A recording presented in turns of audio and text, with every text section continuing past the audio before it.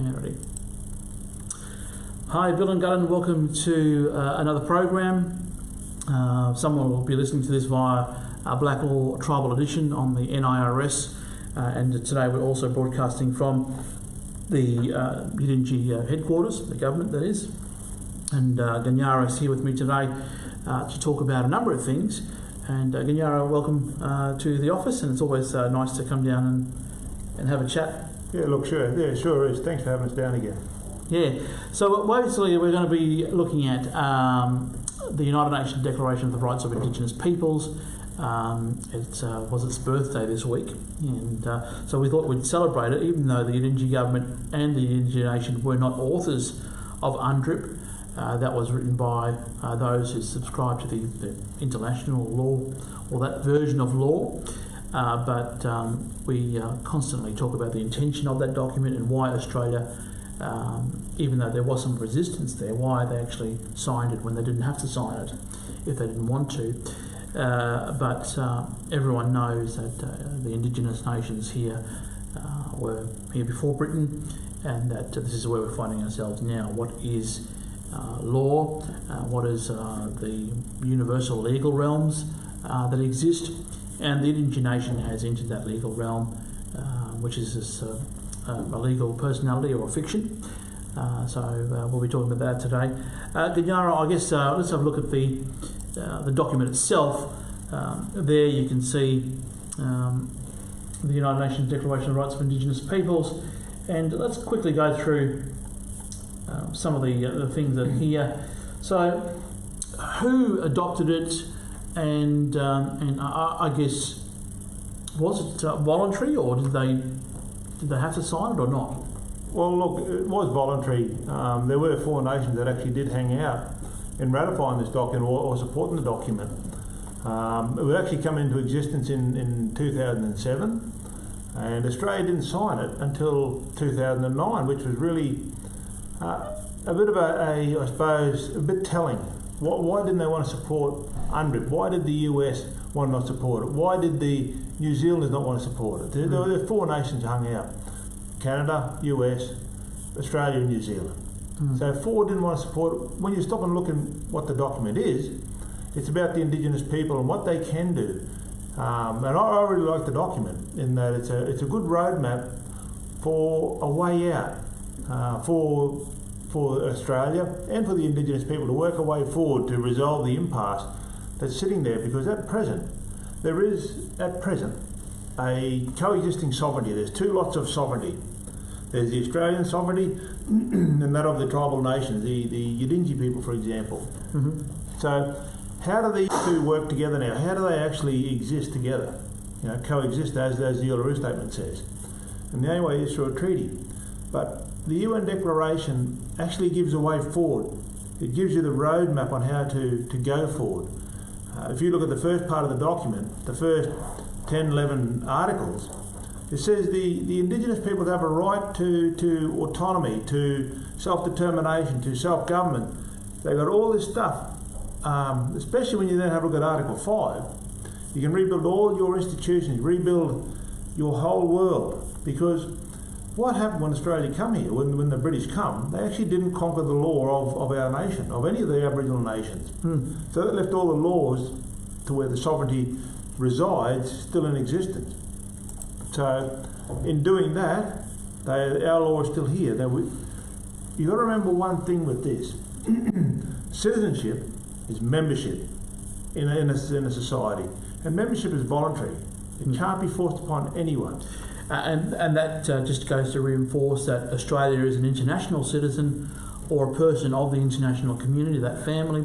And if it chose not to sign it, it could have done that, but there might have been some sort of result coming from that we just can't see. But once again, even though they were toing and froing, they did agree to sign it. Well, there would have been pressure put on Australia to support the document. The rest of the world basically did bar 4. So when the rest of the world supported it, it really left those 4 nations, the imperial nations, out on a limb. But they did support it in the end, which is really good. but it showed that there was something else out there. When you have a look at Article 5, it says the Indigenous peoples have the right to rebuild and revitalise all their stuff. Well, let's have a look at that. Yep. There's a few important ones, but Article 5 is a really, really good one, and I know it's something that we like to talk about on this particular show. But let's have a look here. We'll try and get it nice and large so people can see it, and just bear with us as we do that. But there it is. Well, basically, it shows that the Indigenous people can revitalise everything in their world, which is considered modern forms of governance. You can bring back your courts, you can bring back your parliament, you can bring back everything you want in your world, while you retain the right, if you want to. If you so choose to participate in the life of the state, you can participate in your world, or you can participate in the life of the state. Which one is it? So the Indigenous people have a choice. So there are these two sovereignties sitting side by side. And so UNDRIP is starting to lay all this out now, and that's what I'm saying. It's a good document. They know that we have this sovereignty. Australia knows that. The constitutional lawyers know we have our sovereignty. It's never been ceded, never been extinguished, as acknowledged in the Uluru Statement from the Heart. They came out in 2017 and said, yep, the Indigenous nations have their sovereignty. Never ceded, never extinguished. We know that, but we now know that Australia now know it. So this is the important part of it. So we've got to go forward and exercise that sovereignty, and in doing so, as we do that, we're living in accord with Articles 3, 4 and 5 of that UN Declaration. Now, the UN Declaration says we can self-govern, our self-autonomous functions, whatever it may be, our institutions, courts, parliaments, police department, if you want to put it that way, or motor transport department. We can bring back all this stuff into existence, whatever our law was and whatever our law could be and will be. So we're starting to do that. Now, can they force us to participate in the life of the state if we don't so choose? You see, that's forced assimilation. That's forcing a contract upon you. Now, as I was saying earlier, citizenship is contractual, it's membership. And all membership, when you take membership in a club, you agree to abide by the terms and conditions of the contract, which is, in this case, citizenship, which means you support all the laws of the state. What if you take part in our state? You support all our laws. So you've got to be at either law, you've got to be a member of it. You can be an outlaw and be a nowhere. What about you might hear some Australian lawyers or politicians saying it's an aspirational document. We don't necessarily, it's only a declaration, for example. I know from our point of view it doesn't really matter for us because we know the position of the Indigenous nation. But there might be some sort of, how would you respond to that and to the people that might actually take that position that it's just an aspirational document, that Australia doesn't really have to implement all these things? Well, they don't really have to implement them all. As I said, it is an aspirational document, it sure is. But when you say that, you read that in accord now, you read that in conjunction, with the book put out by Professor George Williams and Professor Megan Davis regarding the recognition of the Aboriginal people in the Australian Constitution. Go to page 121. That's all that really matters in the whole book. And there they make it very clear. The Australian Constitution is everything Australian. It's the Australian legal universe. No matter what happens inside that legal universe, it does not view how the Indigenous people view their own sovereignty. So when you say, okay, they can look at their own sovereignty however they like. So it isn't, you can aspire to go and revitalise all your laws, all your customs, all your institutions, and not take part in the life of the state.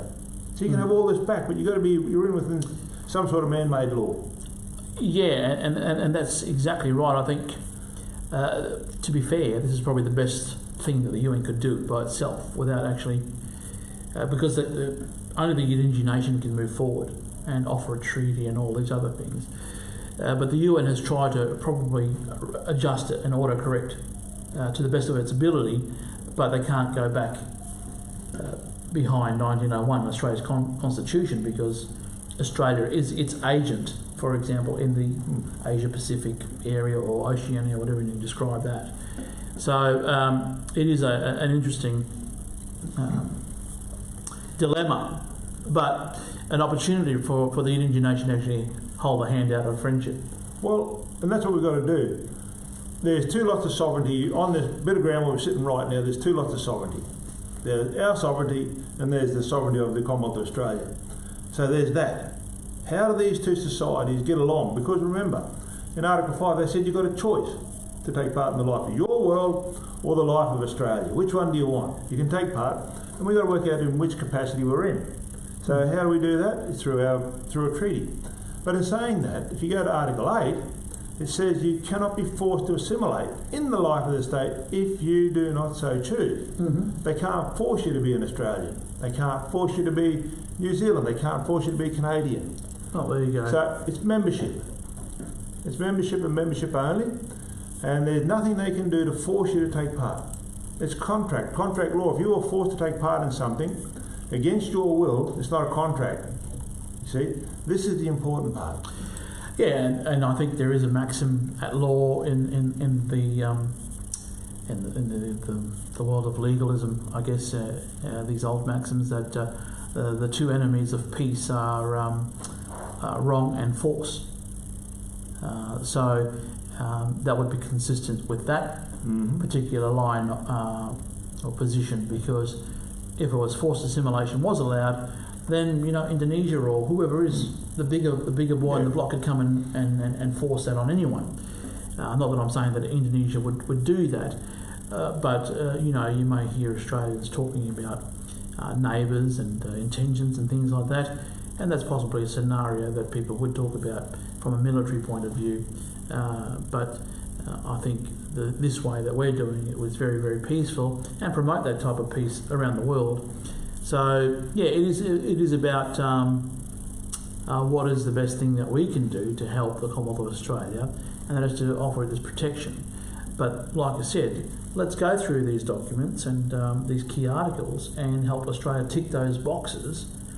So you know what, it can be one of the first ones to actually complete it and be a fantastic global citizen. Well, they should be wanting to complete it because Australia is one of the few nations that does not actually have a treaty. There are other nations out there that don't have treaties in the true sense of the word, but Australia is the one that left out the Indigenous people. They left the Aboriginal people out. If you go back into their archives, it'll actually say the Aboriginal people weren't included. They were excluded from taking part in the life of the state. Fair enough. That's fair enough. We don't argue with that. But in doing that, they left our law here.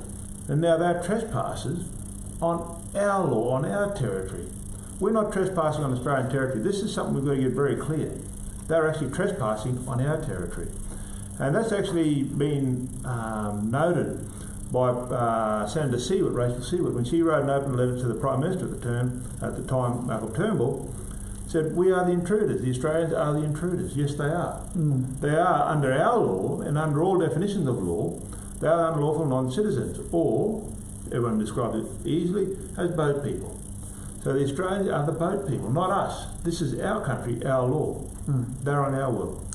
And you mentioned Senator Seward there. What a great Australian, another important contributor. And I think Lydia Thorpe now has taken her position as the Green spokesman on a person on a few things. But once again, another interesting appointment there. Ganyara,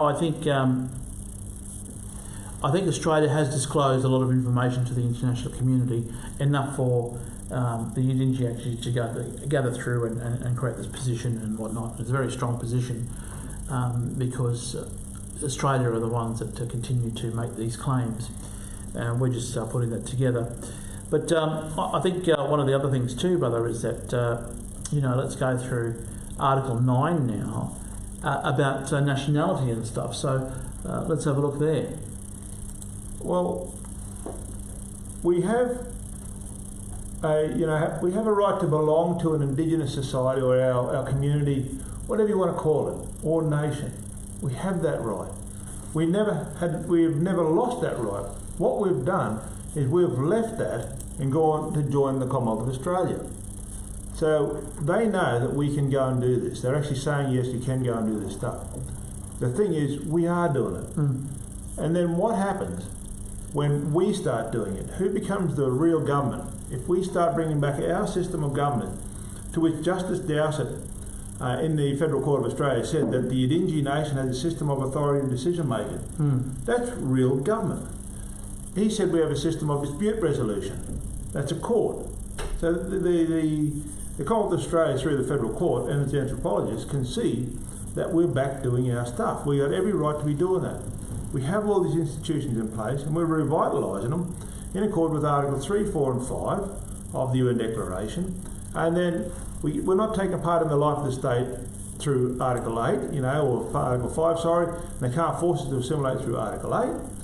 Where do we belong? We belong in our nation. So we've got a right to our nation. The thing is with the Commonwealth of Australia, what that article there is talking about is maybe we have a right to take part in the nationality of Australia. But in saying that, remember Australia was set up as the White Australia. The intention of the Constitution was the White Australia. Yes, and this is exactly why I find myself in this position, because in a legal sense, Australia has not has correctly invited the Yidinji Nation, for example, or members to actually participate in that state. This is why they're required to amend their constitution, and as we constantly hear, referenda in Australia are quite difficult to actually push through, and to get a majority of votes of Australians in a majority of states and territories to push it across the line can be quite difficult, as they found with the Republic debate and many other things that have happened. But I think Article 10 is also important in that, yes, men and women can participate, but they also can't be forced off their territory. Well, who's going to force you off your territory? Since 1945, 46, the world has agreed you can't gain territory by conquest anymore, by war. That's it. So if you can't gain territory, how can they force you off? So they had to more or less write that in. The only way that you can lose territory is by not going back to it. By you leaving your territory and going and joining Australia or joining the rest of the UN member state, No, it could be anywhere. Because France or whatever. We reach out to the whole world. We talk specifically about Australia, but this applies globally. And this is the important part. This applies globally to the Canadians, to the Americans, to the Japanese, to the Indonesians, to the Germans. This is applying globally. Now, we can leave our territory, we can walk away from it, we can abandon it, then that leaves the Commonwealth of Australia here, in this situation, to take our territory, if we abandon it. But what if we don't? Which is exactly what we have. We haven't abandoned our territory. We're now in control of our territory. We're starting to form the government that takes control of it. You see, so this is the important part. But we're not now, right now today, as we sit here to speak, we're not acting as Australians. Absolutely not. We have to act through our true and correct capacity as members or representatives of the Indigenous nation that was always here, the sovereignty that was never ceded or extinguished, and the territory that it belongs to that nation. This is the important part. So we can take part in the world if we want, or we can do our stuff, which is exactly what we're doing. But how are they going to gain our territory? Australia cannot get our territory. So Article 11 is very interesting. We're just going to go through them quite briefly. I mean, obviously, we have just under an hour, but I think let's have a look at Article 11 there. Well, we have a right to revitalise all our stuff. Our customs and our beliefs and our laws and bring it all back into play. And that goes back then to Articles 3, 4 and 5. Because it's those customs and those beliefs and those ancient old ways give support and credibility to Articles 3, 4 and 5. To the right to self-government, to the right to, we've got a right to believe that the sun may come up in the west and it may go down in the east, but that's our right to believe in whatever it is. You see, so they can't force us to believe that the sun comes up in the east and goes down in the west, because east and west might be totally different to us. You see, so this is how we have a right to do all this stuff. We know we have the right. We know we can do it. But the thing that's missing is we must do it. And a lot of people are not doing it because they're too busy taking part in the life of the state and they've abandoned their country, their true law, their true sovereignty. Yeah, abandoned but not necessarily departed, but certainly just a temporary. The law will always be there, and the most important thing is that people can reinvigorate that law, because it sometimes sleeps but it never dies, and that's one thing that you may hear also in the other world of maxims. So one of the things, though, it is quite important, is that there can be that parallel acting, in that you can use two hats, let's say. Yeah. And that's quite an important thing. It really is. It's all about capacity. Is this thing here? This thing here, this body, is the property of God. It's not the property of Australia or the property of Yidinji. That's the property of the Creator. Whoever made the universe, Guppy or whatever. So how are we seen legally and politically in that world now, in either world, in Australia or in Yidinji? How are we seen legally and politically? And it's through a piece of paper. It's like having two hats, the Australian hat, the Yidinji hat. But how many hats can I wear at once? Because one is going to be over the other. There's going to be one hat on or the other hat on. We're not going to have both on together. So am I Australian now or am I Yidinji now? And this is the important part to get the people to grasp that concept. We're not the person. The person are those hats. That's the legal identity, where you are seen legally and politically through that identity in that society. That's not you, it's the property of the society. And they give you access to that through a birth certificate. Yeah, that's the entry point.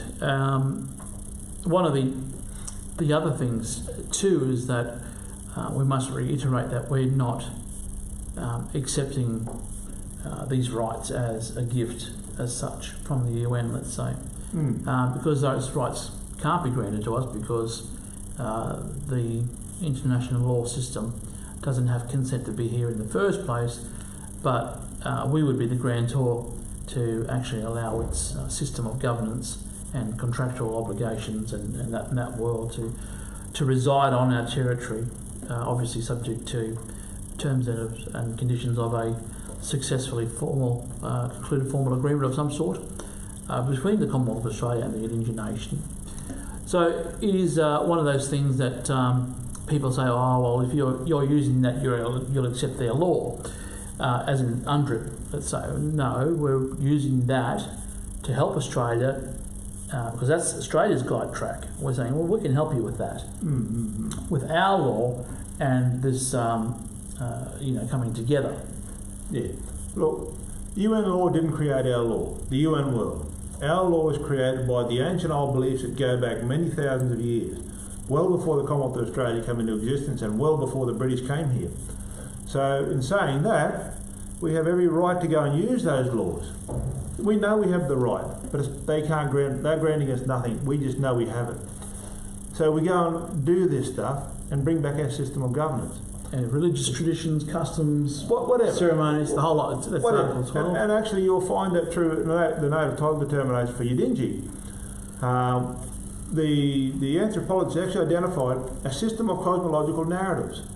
Yeah. If you want to call that, which is exactly what the Bible is, the Holy Bible. It's a system of cosmological narratives that gives belief to their society. Yeah, is God, let's say. Yeah, and that's exactly what we have.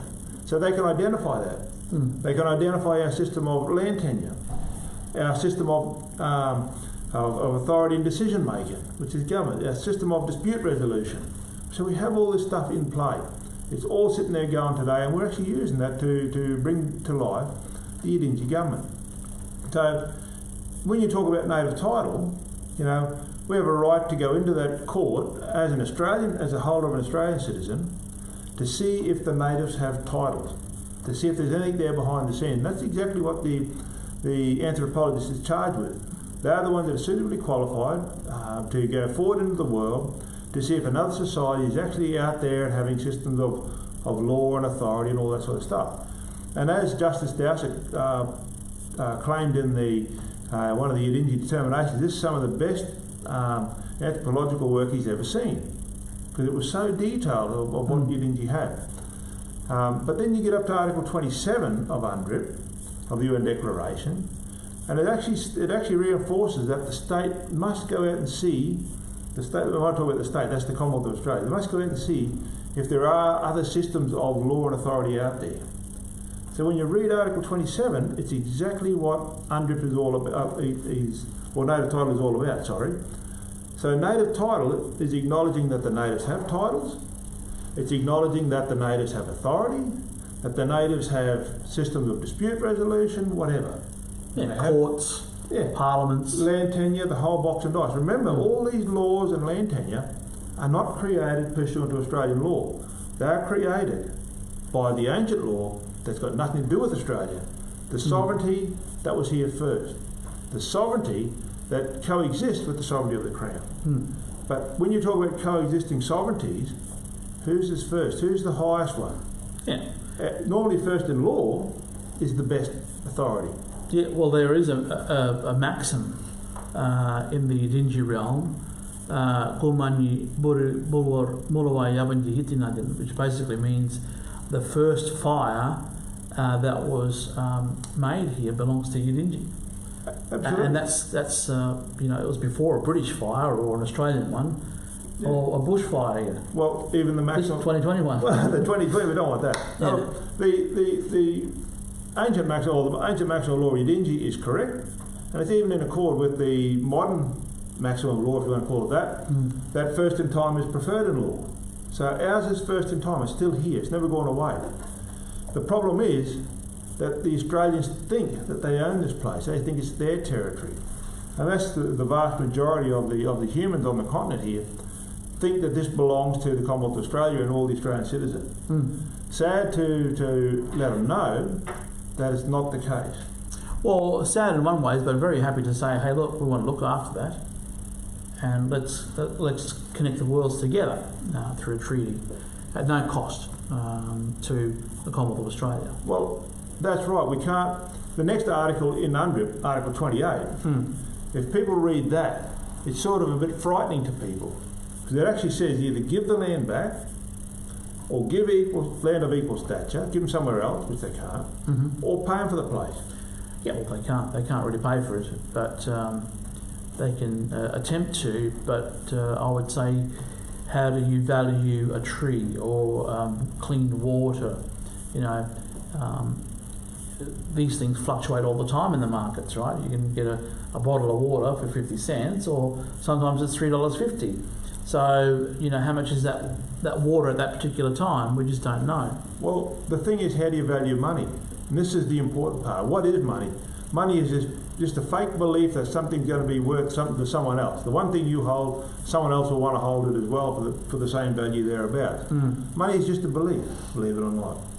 It's just a strange... I believe it. I believe it. As you believe in it? That's good, you know, because I don't believe in the money. No, I believe in that. It's a make-believe thing. Yeah.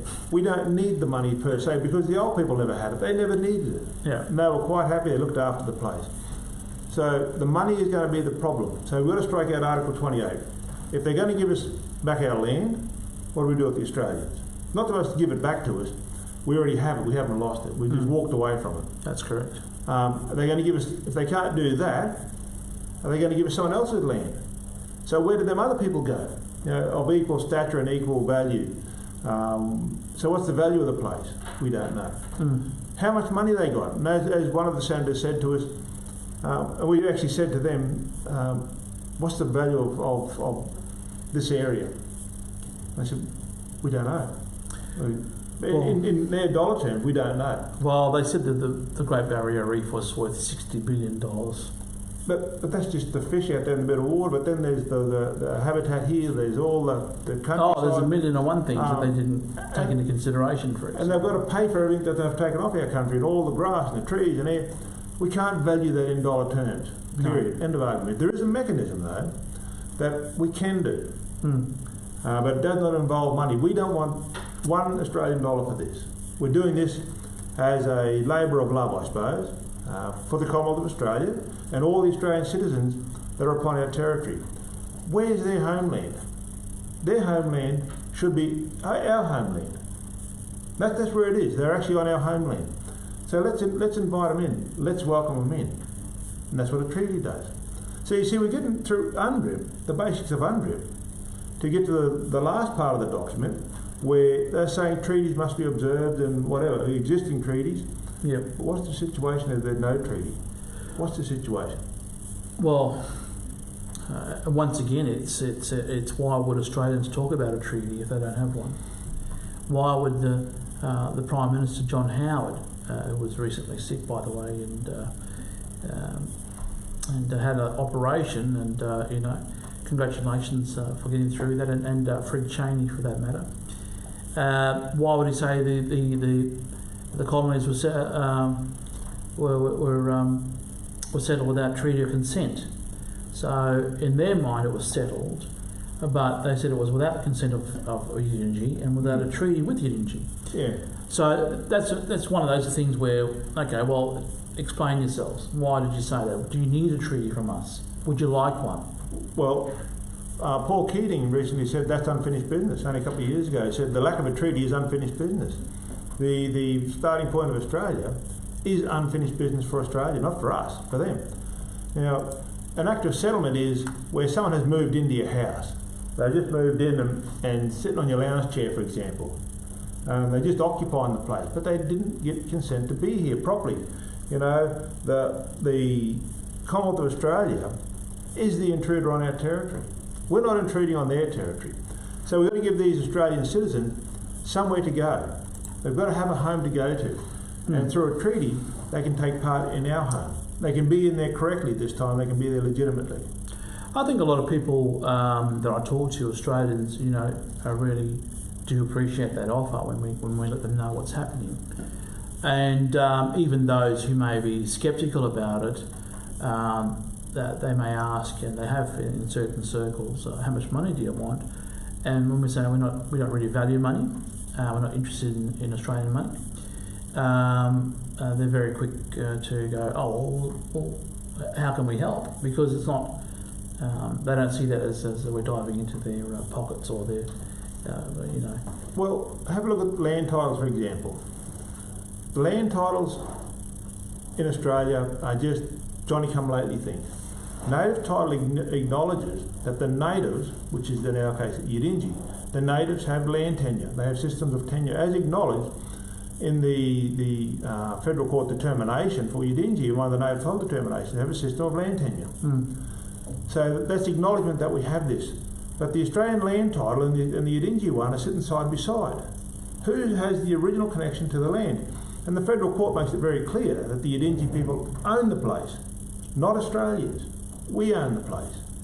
So we've got to give connection from our land title of ownership, which is a allodial title, true and correct title, to the Australian land title, which is a Torrens titling, part of the Torrens titling system. We connect their title to our title for nothing, for free, you see. And that gives them security of their house being connected to the original root title, so that no one can come along and chuck them off, out you go, this is our country. Yes. Which is quite possible if Australia doesn't go down this road to a treaty. Now, this is the unfinished business. The unfinished business of letting their system of authority and decision-making be present upon our territory, and it only affects their people, as acknowledged by Professor Williams and Professor Davis. Whatever the Australian Constitution does only affects the Australians. It doesn't affect how Udingi see itself and our sovereignty. They can't. There's two separate worlds. There's no treaty yet. So this is what it's all about, building this bridge to let Australia be present on our territory. And we use an UNDRIP, the UN Declaration of Rights for Indigenous Peoples, which Australia supported back in 2009, as a bit of a guide, a bit of a roadmap to how to get there, as to what the parties should be sort of expecting of each other. And that's all treaties are. They're just formal agreements as to who's going to be doing what and who's going to be obliged to who. Yeah, the next ones are quite interesting. I think we're up to 18, or we're just going through them, but I think the Indigenous peoples have a right to participate in that future-making process. But not only that, I guess the what do you call it? The in good faith. Can you describe that now? Well, talk about that. We've got to come forward to a treaty looking after each other in the belief that we're doing this for good. We're not doing this to harm someone else. And that's what good faith is all about. You come forward to do better for all people involved. And you've got to cooperate and consult. And that's what we all should be doing, but we don't do that because we're all too busy being Australian. So, in saying all of that, who's going to be doing what in a treaty under a formal agreement? Now, we have a right, if we want to take part in the life of the Commonwealth of Australia as Aboriginal Australians, we can. That's under Article 5. We've got the right to take part in the life of the state if we so choose, and be seen through our legal identity called the Australian citizen, just like all these other holders of Australian citizenship. They can take part in the life of the state. They go and vote for the politician they want. They go and, they can get passports and take part in Medicare and Centrelink. So that's how you can get inside the Commonwealth of Australia, but it's got to be through the Australian birth certificate.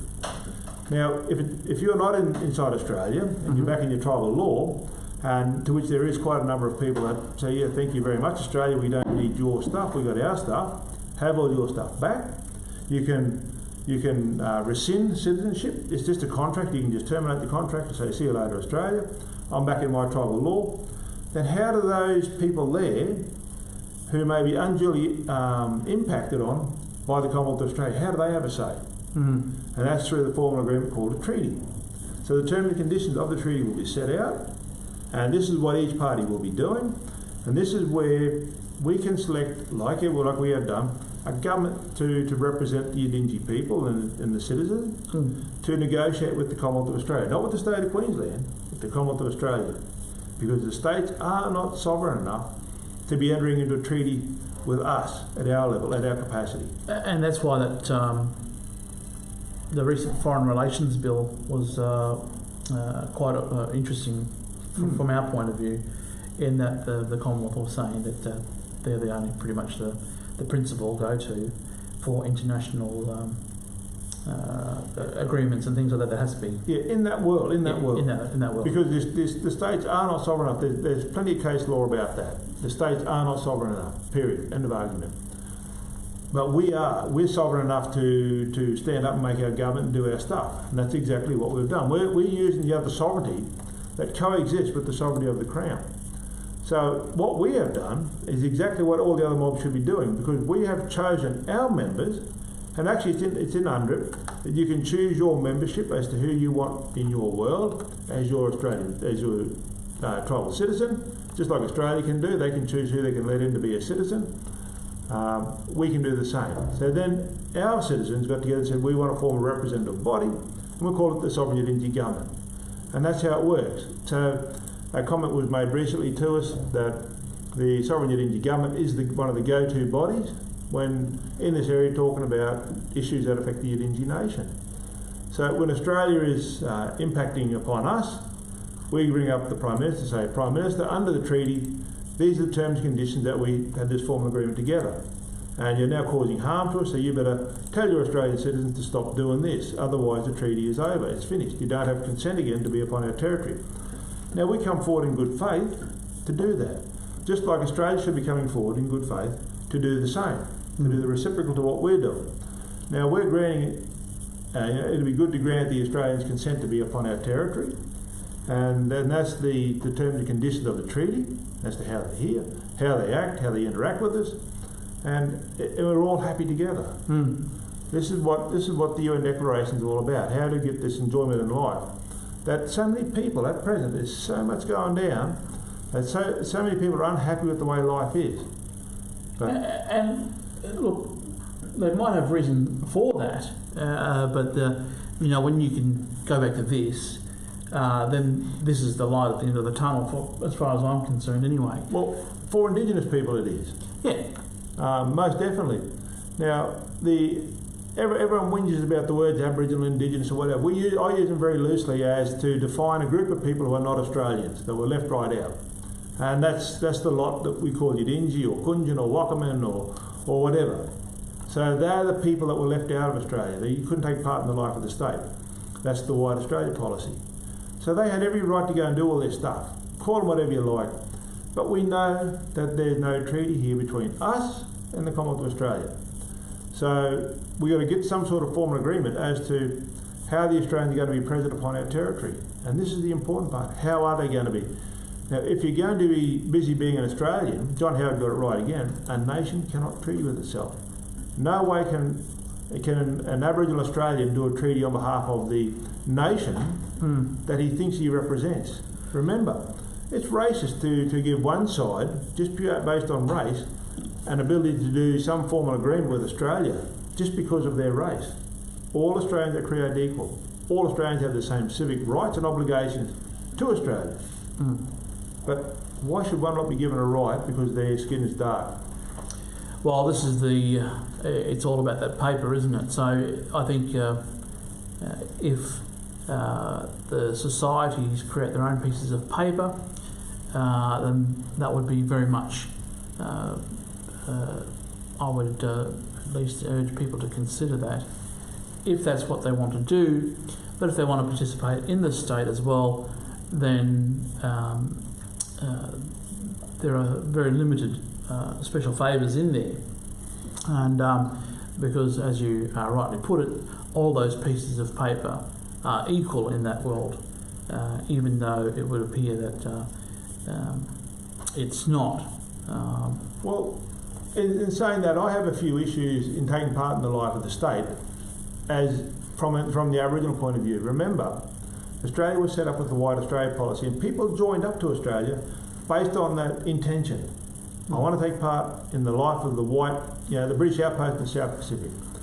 So if you're going to change that intention now, are you going to ask the existing members, do they still want to be a member of that society? And that's got to be given to those members the ability to say yes or no. So we're going to base this now, talk about Australia, if we're going to base this on the White Australia policy, and the majority of Australians agree that it's going to be the White Australia policy, then what hope is there for people of dark skin to take part in the life of the state based on colour now? You see? So they've got to change that intention of the document. So now to make it a multicultural document, Aboriginal, Chinese, Albanian, it doesn't matter. It's going to be to let those people take part in the life of the state together. So then they've got to actually ask the Australians, the majority of Australians, do you agree to let these other people into our society? Because remember, in the start, they said, no, you can't take part, just get out. Yeah. So they've got to change that, then they've got to give us the invitation, then they've got to say to us, we have agreed to, if they agree, we agree to let you into our state, do you now want to participate in the life of the state with us and unite under our crown? So there's many processes to go. It's just not going to be, you're going to be an Australian and that's it. Yeah, no, I think, there's a bit of a, like I said, page 121 of George Williams' book and Megan Davis's book says it doesn't matter how many times they change the constitution, it doesn't change the way that Aboriginal people view their sovereignty. Article 27 was really interesting because you mentioned that before, but you're saying this is the native title process, that Australia is trying to fulfil its obligations by identifying the true and correct society on which they do not have connection to that land yet. Well, it is, and this is what I'm saying. Australia is actually, you say it's an aspirational document and they don't have to abide by it. Well, Australia actually is abiding by the document, by the UN Declaration. And Article 27 is a good way to show that they are. And that's all about native title, about acknowledging the existing laws and authority of the other society that's always been here. So they are doing it. But how do you get them inside the Commonwealth of Australia? This is the problem, because we're on the outside. And as Justice Dowsett keeps saying, that you own this place pursuant to your law. I come here today to give you nothing because you own the place pursuant to your law. But in my court, you've come in here as an Australian. So you've abandoned that law where the ownership is, and you're now taking part in the life of the state where you don't own nothing, where the Australians don't own anything. But we're letting you know that there's this other society that owns the place. Absolutely, and you can go back to that, and under Article 3, 4 and 5, and you can't be forced to assimilate in accord with Article 8, that you can go back and rebuild that world where you actually are the true and correct owners. You don't own nothing inside Australia. That's the problem. You own nothing because the mobs, the Aboriginal nations, own everything behind the scene. There's no formal agreement yet. And this is what we're trying to do, the Indian government is trying to do, is to get this formal agreement between the Commonwealth of Australia and ourselves to detail how these two societies are going to interact with each other, who's going to be doing what. It's as simple as that. Yeah, I think that's what, for those people who do follow sovereignty or some sort of law and what's happening, it can get a bit tricky, and people can lose the sight of what capacity they're in. Now, for example, as a man, you can wear a Yidinji cap or an Australian one. At this particular point in time, I can only wear one cap, which is a Yidinji one. And there's a little bit of a difference why you can and why I cannot. Wouldn't be the colour of the skin, would it? You look at that. That's the white Australia idea. Our ancestry is German. That's the white Australia world. You know, we're not the British, but we're white. But Battenberg, Mountbatten. Yeah, whatever. It's all one and the same thing. But in saying that, that's now based on race and colour, which is what the intention was of the makers of the Australian Constitution, was the white Australia. And John Curtin summed it up beautiful in 1941. This will be the outpost in the South Pacific for the British nation. It's a colonial outpost. Let's keep it like that. So right up till today, has that changed? Where has it changed? Well, it's a good question. It hasn't changed. People might feel differently, but the foundation document that creates their identity, it hasn't changed. That's the problem. Now, people are getting lost in the world of I'm the person. I'm the person. I'm not the person. I'm a bloke that uses a person for whatever it is. So I can use two persons. I can use Yidinji or I can use Australia. But I can't be both. I can't be seen legally and politically through either of those at the same time. Remember, the documents are created by Australia. The birth certificate is created by Australia. It owns the document. It gives me the access, the door, the portal into Australia if I want to take part in the life of the state. And that's just the creation of the identity. It's when I start to use it that then I agree to the contract of citizenship. And that means to obey all the laws of the Commonwealth of Australia. And there's so much of this goes on. People do not understand this capacity stuff. Who am I and what are these things in my hand? It's so important. The things in my hand belong to someone else. Now, the one that I'm seeing legally through now is Yidinji, and the Yidinji government own that legal identity. The Yidinji nation own that, not me. I'm just using it. And then when I come out to the Commonwealth of Australia, I'm holding the Australian one, and the Commonwealth of Australia own that identity, and I'm just using that for advantage of whatever it is. To get an Australian passport, for example, or to get Centrelink, or to get Medicare, whatever it is. Let's have a look at Article 28. You mentioned it before. Yep. Indigenous peoples have the right to redress by means that can include restitution, or when this is not possible, just fair and equitable compensation for the lands, territories and resources which they have traditionally owned or otherwise occupied or used. And it's pretty simple there, but like we discussed before, how can they pay it? Back when, for example, the caves over in what Australians would say, Western Australia, completely destroyed. What kind of price do you put on that? Yeah, sure, the CEO didn't accept his $5 million payout, but that's his I guess, evaluation or penalty. But how do people actually feel about that from the local tribe? How much? I don't think any money could pay that. Well, it can't. It can't. You look at the genocide that took place upon the country, the massacres, whatever. It was genocide. There's no ifs and no buts about that. How do you put a price on that? How do you put a price on all the gold that's been taken out of Australia, or all the grass that's been farmed, or all the water that's been drained away? All the spectrum that's been used? The whole lot. And this is just the material goods. And then there's all the I suppose, non-physical stuff, your beliefs and your customs and your laws. It'd be like us going down to Sydney, I suppose, and blowing up the Opera House or something like that and levelling it to the ground. Is that fair? No, it's not. Should we be doing that? No, we shouldn't. Just like they shouldn't have demolished those caves over there, but it was the greed of the dollar that done that. So what price can you put on it? You can't. What's the price? I ask everyone this. If you want to put a dollar value on Article 28, what's the price of Australia? I mean the whole entire continent. Because when you stop and look at it, the government had seized everything. The Australian government had seized the whole lot. What's the dollar value of Australia? Put it in dollar terms. Not just real estate value, but the dollar value of absolutely everything. Yeah. Very difficult. I don't think anyone could do that. I mean, is there enough money in the world to pay it? Unless they're just going to print her up like they did in Zimbabwe and just make $100 trillion note, then what's the value of the note? Not worth a cracker. So is there enough money to pay from Australia? No, there's not. So what is the mechanism that you can use? And look, we've put that to Australia. We've said this is how we see it can happen. One of the ones that I like is Article 33, and it comes down to identities and membership, and basically saying that Indigenous peoples have the right to create their membership in their society according to their traditions and customs.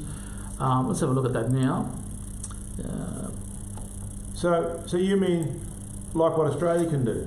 They can decide who it can be as members and who can be the citizens of that Commonwealth of Australia? You mean something like that? Yeah, Indigenous peoples have the right to determine their own identity. So that's why we carry the Yidinji identity, and the Yidinji citizen can be created also. And this is, like I said, we've done this to help assist the Commonwealth with this important plug-in into the Yidinji world, and that's it wasn't to seek independence at the United Nations as a UN member state. I'm not particularly keen on that. I'd rather keep Australia going, keep Australia beautiful, as they say, but make it a bit more, give it a bit more solid backing in an excellent treaty that would protect the interests of the Yidinji nation and the Commonwealth of Australia. Well, they can choose who they want to be Australian, just like we can choose who we want to be Yidinji. There's no ifs and no buts about it. And we can then choose, just like they do, choose who's going to be their leadership, the boss of the show. Yep. Just like we can do that, and we have done that, just like they do. But it's how these two worlds sit side by side now. Who's got the right of way when it comes to this part of the world? Who has the right to be here and be doing what their system of authority said? And the only one is the Commonwealth of Australia, because the other lot are the unlawful non-citizens. They are the belligerent occupiers. They are the intruders. They are the boat people. Boat people have no right in Australia to be coming in and telling Australia what to do. So this is what I keep saying. We've got to come back to this formal agreement to let the boat people be here correctly this time. Let them be here with certainty. Let them have connection to our land. So their house, which they think they own, which has got the little white picket fence and the trees out the front, they think they own all that, but in the reality is they don't own it because the tribe still own it. Yep. So then there's people doing the wrong thing. They're actually starting to invoke the so-called tribal belief to disrupt Australia or to change Australian government. The Australian government is changed by the people. The majority of the people have a say at an election quite regularly, just like our lot do. Our lot has elections regularly to change leadership if it needs to be changed. Or there are appointments, there are this, that and the other. So just as it happens in Australia. One of the things I can appreciate, brother, is that there are many Australians who are senators, who are business leaders, sporting athletes, whatever it is, that actually remind the Commonwealth that there is this other group of people out there. And that's an important thing to do. If Australians can, they often ask us, how can we help you? Do you want money? And we say, no, that's okay. But it would be good if you talk to your leadership about and let them know that the Yidinji are here and that they're happy to assist. Now, you could say that about people like Lydia Thorpe, who said that she wants to talk about the treaties in the Australian Senate, and there are other people in there that talk about these things. So there's a good thing there, and I think it's wonderful that these people are there, but there are also the average citizen. What can they do? The punter out there to assist not only Yidinji, but they might feel I'm living on somebody else's country. How can I help? What would you say to them? Well, what they can do and what they all should be doing is to talk to the leadership of Australia. That's their people. That's their boss. So look, do we have a treaty with this lot? If we don't, we're actually unlawful non-citizens, we're trespassing on their country. What can we do to fix that problem? And what you can do is to write to them and say, look, we better get a treaty, we better get some sort of formal agreement with those people upon whose territory we are now occupying. You see what I'm saying? There's a lot for the average everyday Australian to do. And one is to go forward and talk to your representative member to say, we're on someone else's country, aren't we, without consent. We need to get consent. We need to get some sort of formal agreement to have us here. And we can do that in accord with the UN Declaration of Rights for Indigenous People. Article 36 is a good one. That's the... the international borders. Yeah, let's have a look at that. Now, just because Australia made a border up doesn't mean that it's our border. Because there's a lot of Aboriginal nations which are good examples of this. You know, when we went down and saw the Yorta Yorta lot, for example, the Yorta Yorta span both sides of the Murray, if you want to call it the Murray River, they span both sides. So that border, the Murray is the border between New South Wales and Victoria. So only half of Yorta Yorta country is in Victoria, the other half is in New South Wales. That's what I'm saying. The Australian borders are not necessarily the borders of the Indigenous people. That's just at a local level. But then you've got the international world, and Papua New Guinea is a good example of this. On one part of Papua New Guinea is the UN entity, the Republic of Papua New Guinea. Yes. On the other side, on the same island, mind you, one tree away Indonesia. is Indonesia. So you've got one tree width, and there's no line on the ground to define this, so cassowaries can walk over it and possums can walk over it. They go from Indonesia to Papua New Guinea and vice versa, and so can humans. It's a line on the map. It's all just a mark on a map somewhere. It's not of the making of the Indigenous nation. But what if we got an invite, say for example, from one of the Indigenous nations on the other side of the world? You know, we used to go and, well, say like New Guinea was a good one. We could go across to the islands there and then go to Papua New Guinea and come back to our country. There's a lot of history with that, as we know, but even the Macassans and their interactions with Yolngu and what Australians would describe as Arnhem Land on that top end coast there. Very much these established trading routes that have been here pre-1770. But yeah, I think that Article 36 is really important. And what if we don't mind, let's have a look at this one here. This is this is the repatriation of one of the Yidinji ancestral remains, who was fully intact and was stolen and was sold somehow and ended up in Germany. This was the letter here from the museum, and basically to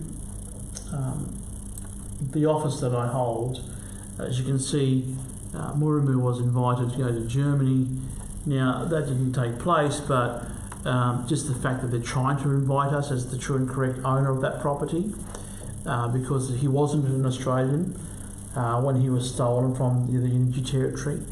This is quite an important thing now that we're discussing Article 36. How could Murimu travel to Germany to help with that process? And we are where we are now, but these are the things that we're trying to assist the Commonwealth of Australia with. I think that this is quite an easy one. This is a good example of the lack of a treaty, of the lack of a formal agreement as to who's going to be doing what to each other. Under a proper treaty concluded, there would be the acceptance of the Commonwealth of Australia of our legal identity inside our tribe. So then we got the jurisdictional issue as to which jurisdiction am I in right now. You can leave the tribal jurisdiction, enter the Australian one, hold the Australian passport, leave the Australian jurisdiction into international airspace, enter the German jurisdiction when you get there off the plane, then leave that jurisdiction and go back to the tribal one. There's many ways of doing it. It's very, very simple. We've actually offered that to the Commonwealth of Australia, said, look, as part of a formal agreement, this is how we see it will operate. We're not going to be Australians 100% all the time, every day of the year. We're going to go back to our true and correct capacity as Yidinji for a certain time. We'll come into Australia for a certain time, for certain things. And we talked about Senator Seward there, one of the great Australians. There's another great Australian called Larissa Waters. Here you can see a letter from her to the Foreign Minister talking about this exact thing here. Now, it's just about mentioning the situation that was quite sensitive at that time, because it was a very important ceremony. And that's what I mean about that there has to be this coming together somewhere. And that's what you call a formal agreement. Yeah, and hats off to Scott Morrison and the others inside of the Commonwealth there, and in particular Nigel Scullion, who was a champion for the Unity Australia Treaty, and he had done his bit, and he should be given any award inside of Australia that they can afford for his efforts to protect the Commonwealth and to sort of work this thing behind the scenes as well. He's no longer in the Australian Parliament, but there are many other parliamentarians, lawyers and doctors, you name it, who can see the value of what you're doing. Oh, absolutely. There's a whole number of them, a whole range of people. And it is there for a reason. There was an article put out in I think it was the ABC or one of those newspapers, regarding these micronations popping up in Australia. And there was the highest number of micronations per head of population in the world was here. It was things like Hutt River and Principality of Hutt River. And actually George Williams made it very clear in there, don't consider the Aboriginal nations a similar sort of thing, a hobby make-believe come principality, weekend principality just for the sake of doing it. Don't consider the Aboriginal nations as to be one of those. These people have deadly serious arguments that can be argued in any court and withstand any amount of evidence put forward by Australia, any argument they put forward. Yes. We are the original nation, we are the original tribes, we are still here, our sovereignty was not ceded and it was never extinguished. You see, this is what George is saying. He's a constitutional lawyer, so we don't need to do that. We know that they know that. So we just got to go and do this. We've got to do our stuff and come back in our true capacity to offer a treaty. And this is the other thing, I giggle there because George isn't and no disrespect, to a farmer or someone who works with headstones or whatnot, but this is a guy who's dedicated a majority of his life to study law and jurisprudence, and so these things should be taken seriously. The same way that when your office creates documents, that has a very serious element to it, because it comes from the highest law office in the sovereign unity government, and that's that position. So, and that's what I'm saying. It's like it's quite funny, even though it's all pretend. There is a serious nature to it when people who take that particular world quite seriously, which we do. But we just want to make it correct. That's the thing I'm getting at here, is that it has to be correct. And through your office and the Office of Foreign Affairs and Trade, from the Unity point of view, we're actively going out and doing that. And we just hope that if you're from a tribal society on this continent that have its roots in ancient times, a pre-1717 society, then we would, on this continent that is, we would encourage you to have a look at this. It's not for everybody, we understand that.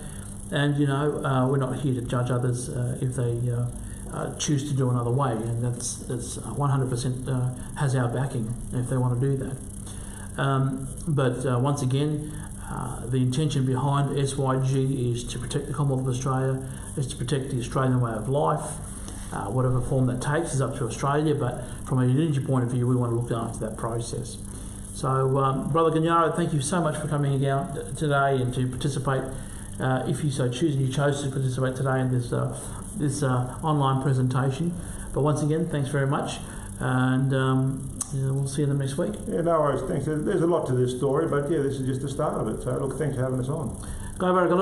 May God's peace be upon you through His only begotten Son, Yeshua HaMashiach. And wherever you are watching this, I really do hope that you enjoy it, and take care, and good luck with it. Thanks. Go.